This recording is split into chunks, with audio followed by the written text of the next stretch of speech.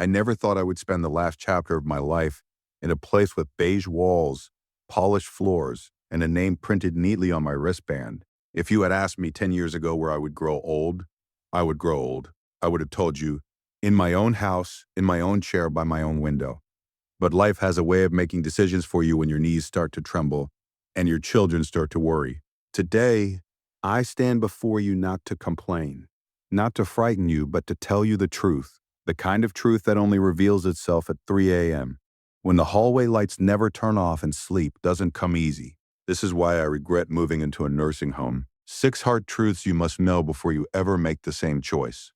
I remember the day my daughter sat me down at the kitchen table. Her voice was gentle, but her eyes were firm. "Dad, it's for your safety," she said. I had fallen twice that winter, once in the bathroom, once on the porch. They were scared, and I was tired of pretending I wasn't, so I agreed. And I was tired of pretending I wasn't. So I agreed. I packed a suitcase, just one, because that's all the room they said I'd need. That was the first hard truth.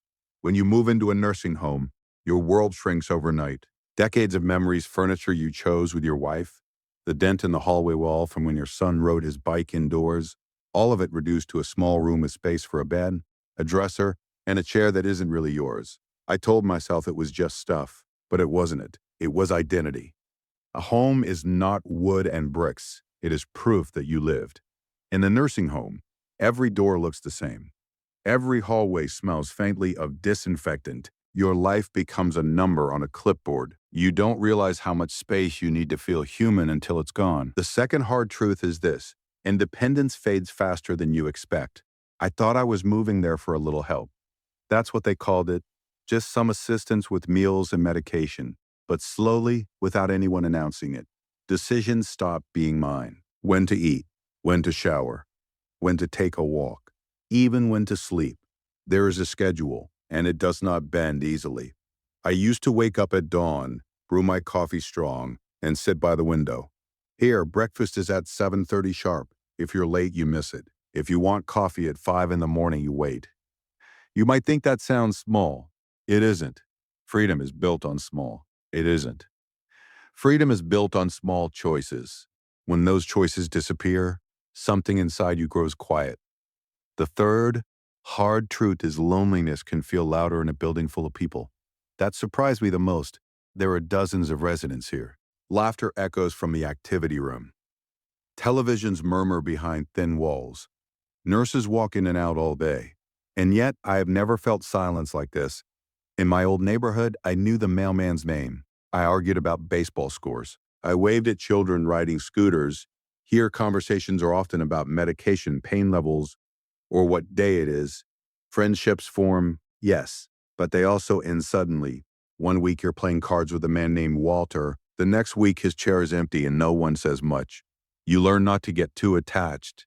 That's a quiet rule no one explains. The fourth hard truth is that dignity becomes fragile. The staff here works hard. I want to be clear about that. Many of them are kind beyond measure, but there is no gentle way to say this. When you need help dressing, bathing, or using the restroom, pride becomes something you swallow daily. I was a foreman once. I supervised 30 men on a construction site. My hands built houses that still stand. Now, sometimes I wait for someone half my age to help me button my shirt. They are respectful. They call me sir. But inside, I feel the weight of what I've lost. Aging already chips away at pride. Living in a nursing home can sometimes feel like handing over the last pieces voluntarily. The fifth hard truth is about family. You think moving into a nursing home will bring relief to your children. In some ways it does. They worry less about you falling. They sleep better knowing someone is nearby if your heart skips a beat, but visits become scheduled. Shorter than you imagined, life pulls them back to work, to school recitals, to responsibilities. You tell them it's okay. You smile and say, "Don't come this weekend, I'll be fine." But after they leave, the room feels smaller than ever.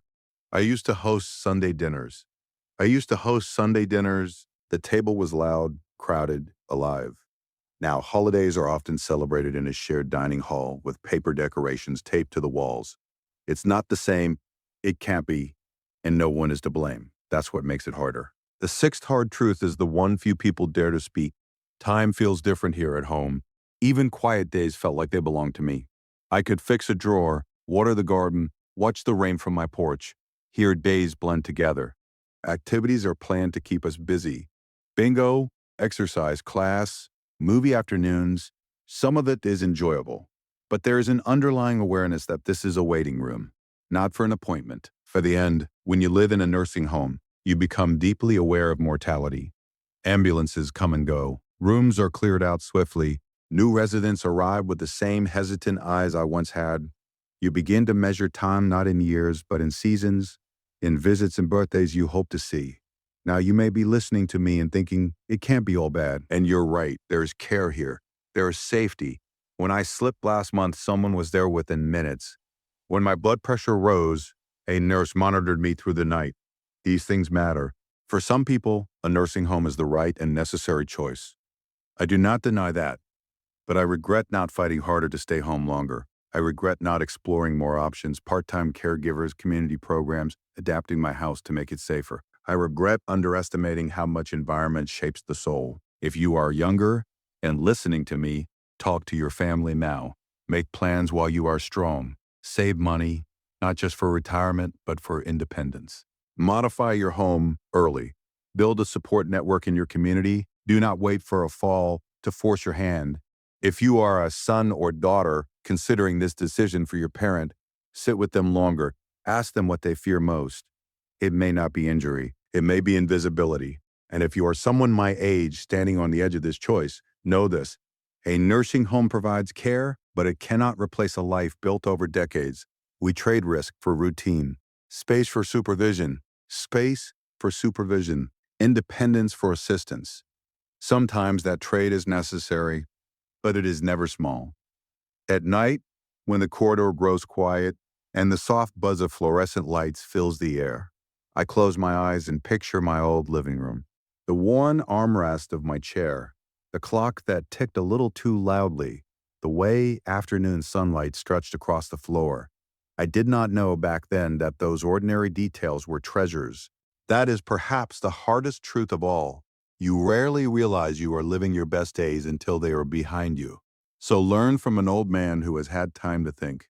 Do not take your home for granted. Do not surrender your independence casually.